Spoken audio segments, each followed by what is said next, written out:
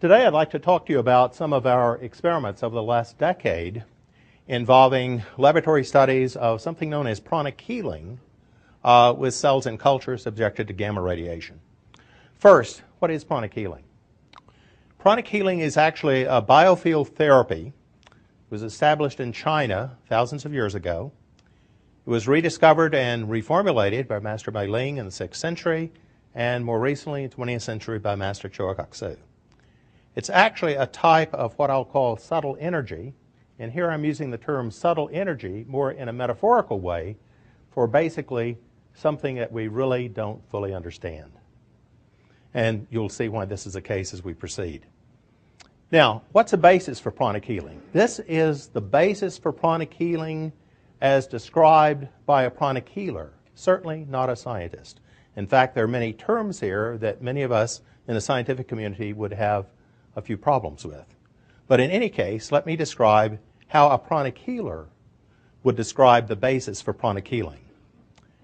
It turns out that some sensitive people perceive energy fields as auras of color surrounding the body, a process known as clairvoyance. Colors in the aura and the energy centers or chakras shift constantly, reflecting the state of the body, health and illness. And then by projecting, as this is the way the pranic healer would be working, projecting energy, in quotation marks again, of appropriate colors can in fact change the colors of the aura and therefore the state of health. Now, how does a pranic healer actually go about their work? This is a process. First, they give blessings and recognition to masters and teachers that have provided guidance. They actually scan the energy or the aura of the subject to diagnose any abnormalities. They then clean and energize the body, chakras, and the aura of the subject with prana of appropriate colors to promote healing and balance. Well, how can we actually evaluate this process to really see if, in fact, it is working as prescribed?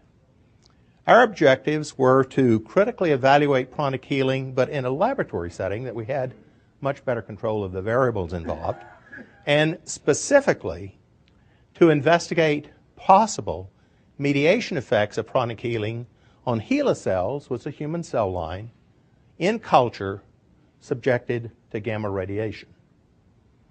Now, the experimental model that we used, once again, was HeLa cells in culture. This is a cell line, human cell line, that's been used for many, many years to look at the effects of low-level electromagnetic radiation.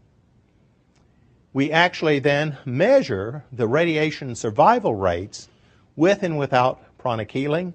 And once again, one of the reasons that we selected this model is that it's a laboratory model that is well established and well characterized. We began these studies with something that I will call a single experiment, and I will refer to this in the presentation as a single experiment. Each single experiment involved 10 basically identical petri dishes with HeLa cells in culture. 2 of these, labeled as A, were controls. B1 and B2 were subjected to radiation only. Then the C1 and C2 petri dishes were pranic healing was applied after radiation. D1 and T2 pranic healing was applied before radiation. And E1 and E2 pranic healing was applied both before and after radiation. Our first study goes back to 1997. And let me share this with you because I think the results are rather interesting. We began with 25 single experiments using 3 different pranic healers. In this study, only two out of the 25 experiments were successful. So only 8% were successful. Well, I was ready to turn it in and say, well, this doesn't work. Let's move on to something else. But I was still kind of curious as to why 2 of them did work. Talking with the pranic healers, they all came back with the response that, well, you know, we're working in a dirty lab. And I said, dirty lab? You guys clean it every week. I mean, what is the problem here? And I said, no, no, no, you don't understand. Your lab is etherically dirty. We find that the lab is very dirty when we go in and work there, and we would really prefer to work in a clean lab. And so my response is, well, if you want a clean lab, let's make a clean lab. So the pranic healers then applied the pranic healing techniques that they would apply to the cells in culture to the lab itself to clean the lab and make it more suitable for doing experiments. So the apparent problem was experiments were conducted in a unconditioned or dirty laboratory space, and we'll come to refer to this a bit later as an unconditioned lab space that now we want to condition. The pranic healers worked on this lab daily for a period of about 4 months.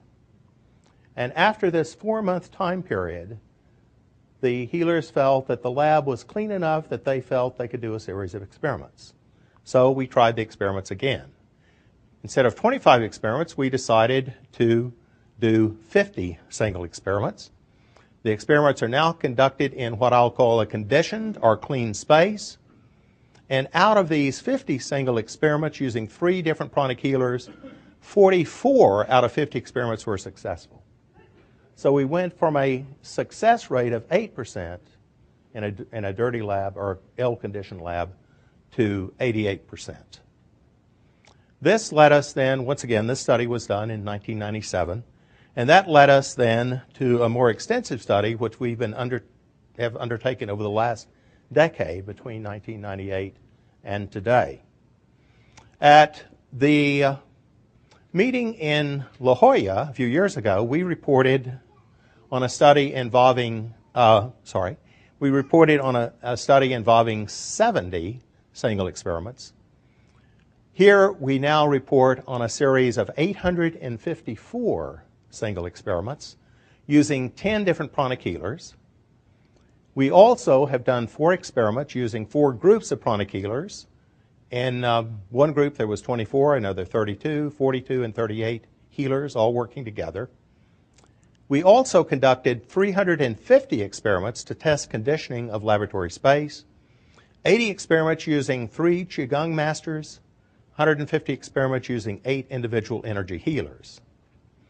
Sort of to go to the chase, the pranic healers, in fact, were able to affect a change in the survival rate of the cells, and the results were actually surprisingly close, if not identical, to the results that we obtained with Qigong masters, as well as these number of individual energy healers.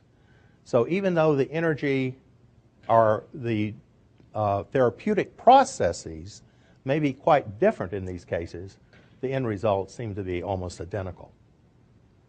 Let's look at sort of the experimental design. The healers were extensively interviewed at the beginning of the study, and each experiment only went forward if each healer felt confident on being able to work that day. We then interviewed the healers at the end of the study to record their impressions, and actually, as it turned out, if they went forward with the study, they all felt that they were successful in having an effect on the cells in culture. And of course, it's useful to remind ourselves that several of the healers from the beginning found the lab dirty, and this led to etherically cleaning the lab during the study, and that process has been going on now for over the last decade. I have a very clean lab, in case you can't. Here are some typical results that kind of summarize this 854 experiments. The control group, the cell survival rate, 100%, as you would expect.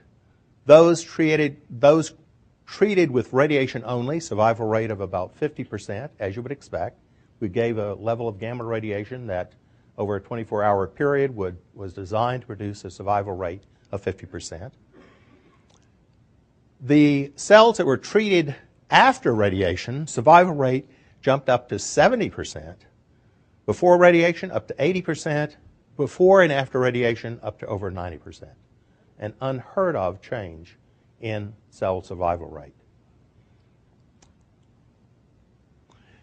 Let me kind of summarize the results of these 854 experiments.